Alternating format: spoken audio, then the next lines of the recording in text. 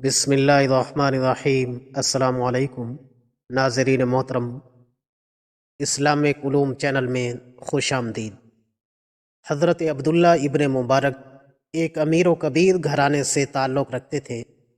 یہی وجہ ہے کہ حضرت عبداللہ ابن مبارک کی ابتدائی زندگی عیاشی میں گزری۔ آپ زیادہ تر گانے بجانے کی محفلوں میں مشغول رہتے تھے، دوستوں کے ساتھ ہوتے تھے، شراب پیتے تھے، اور اس طرح آپ کی شروع کی زندگی بالکل عیاشی والی زندگی تھی۔ آپ کا ایک باغ تھا، جب باغ پک گیا، اس میں پھل آ گئے، تو آپ نے اپنے گھر والوں کو ساتھ لیا اور اس باغ میں چلے گئے اور چند دوستوں کو بھی اپنے ساتھ لے لیا۔ مقصد یہ تھا کہ باغ میں جائیں گے، وہاں سیر و تفریح کریں گے، وہاں گانے بجانے کی محفلیں ہوں گی، تو اس طرح سیر و تفریح بھی ہو جائے گی اور گانے بجانے کی محفلیں بھی ہو جائیں گی۔ تو ایک رات گانے بجانے کی محفل شروع تھی کہ حضرت عبداللہ ابن مبارک کو نیند آ گئی۔ جب اٹھے تو دیکھا کہ تمام دوست سو گئے تھے اور ان کا ساز وہ بالکل بج نہیں رہا تھا۔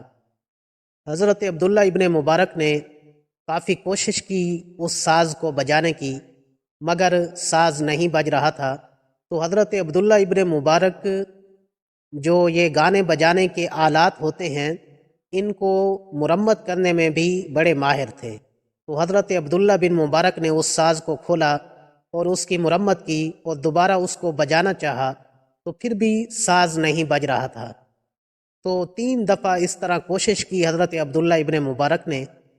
جب تیسری دفعہ کوشش کی تو اس ساز میں سے اس آیت کی آواز آئی، الم یأن للذین آمنوا ان تخشع قلوبہم لذکر اللہ وما نزل من الحق، کہ کیا ابھی بھی ایمان والوں کے لیے وہ وقت نہیں آیا کہ ان کے دل اللہ کے ذکر سے ڈر جائیں، اور وہ کتاب جو اللہ نے برحق اتاری ہے اس کو سن کر انسانوں کے، ایمان والوں کے دل ڈر جائیں۔ تو کیا ابھی ایمان والوں کے لیے یہ وقت نہیں آیا؟ تو حضرت عبداللہ ابن مبارک نے جب یہ عجیب آواز سنی تو بس اس آیت کو سننے کی دیر تھی کہ حضرت عبداللہ ابن مبارک کی زندگی بدل گئی، اور آپ نے گانے بجانوں کی محفلوں کو چھوڑا اور جو غلط صحبت کے دوست تھے ان کو بھی چھوڑا، اور آپ ایک دیندار بن گئے۔ صرف دیندار ہی نہیں بنے بلکہ وقت کے بہت بڑے محدث بنے، وقت کے بہت بڑے ولی بنے۔ حالانکہ بہت سارے محدثین پر تنقید کی گئی ہے، لیکن ان محدثین میں سے حضرت عبداللہ بن مبارک ایک ایسے محدث ہیں کہ آج تک کبھی ان پر تنقید نہیں ہوئی، یہاں تک کہ حضرت امام بخاری رحمہ اللہ پر بھی تنقید کی گئی ہے، مگر حضرت عبداللہ ابن مبارک پر آج تک کسی نے کوئی تنقید نہیں کی۔ تو حضرت عبداللہ ابن مبارک اپنی سخاوت میں بھی بڑے مشہور و معروف تھے۔ آپ اتنے سخی تھے کہ ہر وقت آپ کا دسترخوان کھلا رہتا تھا، غریب لوگ آتے تھے اور آپ کے دسترخوان سے کھانا کھایا کرتے تھے۔ ایک مرتبہ حضرت عبداللہ ابن مبارک حج کی تیاری پر جانے لگے، حج کی تیاری کرنے لگے۔ تو حضرت عبداللہ بن مبارک جب حج پر جانے لگے تو جو دوست تھے انہوں نے اصرار کیا کہ ہم بھی آپ کے ساتھ چلیں گے۔ مقصد یہ تھا کہ حضرت عبداللہ ابن مبارک چونکہ اللہ کے ولی ہیں، تو ایک اللہ کے ولی کے ساتھ حج کرنا اپنے حج کو مقبول بنانا ہے، تو اس وجہ سے دوستوں نے اصرار کیا کہ ہم آپ کے ساتھ چلیں گے۔ تو حضرت عبداللہ ابن مبارک نے کہا چلو ٹھیک ہے، جو توشہ دان ہے، جو آگے خرچ ہوگا وہ آپ ایک تھیلی کی صورت میں مجھے دے دیں، ہر ایک اپنی اشرفیاں، اپنے پیسے جمع کروائے۔ تو اس طرح تمام دوستوں نے اپنی اشرفیاں تھیلی میں رکھ کر حضرت عبداللہ ابن مبارک کے پاس جمع کرائیں، اور آپ نے وہ تمام اشرفیوں کی تھیلیاں لے کر ایک صندوق میں رکھ دیں، اور آپ حج پر چلے گئے، آپ کے دوست بھی ساتھ گئے۔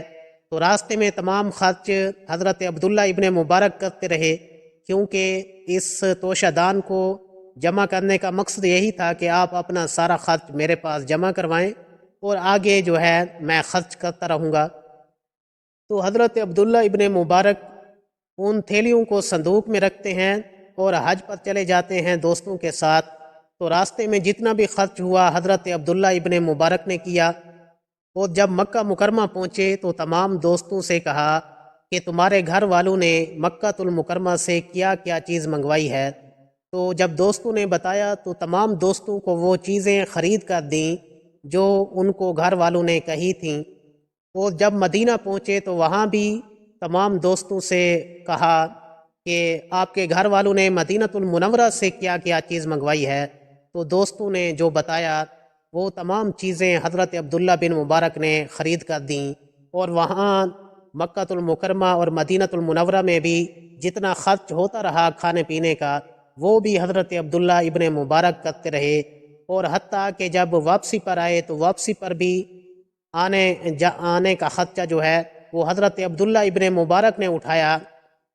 اور جب گھر پہنچے تو وہ صندوق کھولی اور جو تھیلیاں تھیں اشرفیوں کی وہ بالکل ویسی کی ویسی پڑی تھیں، تو وہ تمام تھیلیاں اپنے دوستوں کو واپس کر دیں۔ تو یہ حضرت عبداللہ ابن مبارک کی اتنی بڑی سخاوت کی کہانی ہے کہ تمام دوستوں کا خرچہ آنے جانے کا، یہاں تک کہ سامان خریدنے کا تمام خرچ اٹھایا اور پھر ان کو اپنے پیسے واپس کر دیے۔